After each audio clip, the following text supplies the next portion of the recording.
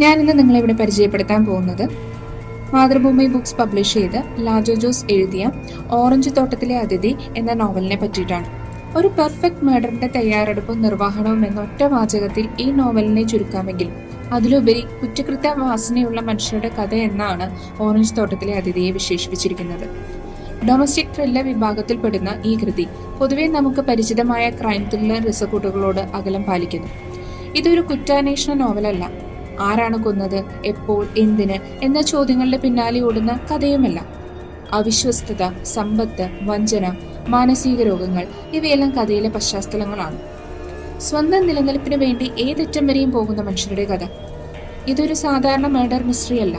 കൊലപാതകം ഇവിടെ ഒരു ഇവന്റ് മാത്രമാണ്. അതിലേക്ക് എത്തുന്ന മനസ്സുകളുടെ വളർച്ചയാണ് യഥാർത്ഥ കഥ. കഥ മുന്നോട്ട് പോകുന്നത് വിവേക്, അനുപമ ആൻഡ് ജോഷുവ എന്നീ 3 ക്യാരക്ടേഴ്സിലൂടെയാണ്. ഓരോ ചാപ്റ്റേഴ്സും അവരുടെ പേരിലാണ് അറിയപ്പെടുന്നത്. അതുകൊണ്ട് തന്നെ അവരുടെ ചിന്തകളും പ്രവൃത്തികളും തീരുമാനങ്ങളും വായനക്കാരന് വളരെ വ്യക്തമായി തന്നെ മനസ്സിലാക്കാം.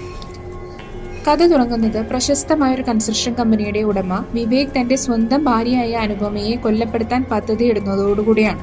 എങ്ങനെയാണ് ഒരു കുറ്റവാളി കുറ്റകൃത്യത്തിന് പദ്ധതിയിടുന്നത്, അയാൾ അത് എങ്ങനെ നടപ്പിലാക്കുന്നു എന്നത് വളരെ ആഴത്തിൽ തന്നെ ഈ പുസ്തകത്തിൽ പറഞ്ഞിരിക്കുന്നത്. ഇവരാരും പൂർണ്ണമായും നല്ലവരോ തെറ്റായ മനുഷ്യരോ അല്ല. സ്വന്തം പ്രവൃത്തികൾക്ക് ന്യായീകരണങ്ങൾ കണ്ടെത്തുന്നവരാണ്. നോവലിന്റെ ഏറ്റവും വലിയ ശക്തി അതിന്റെ ഗ്രിപ്പിംഗ് നരേഷനാണ്.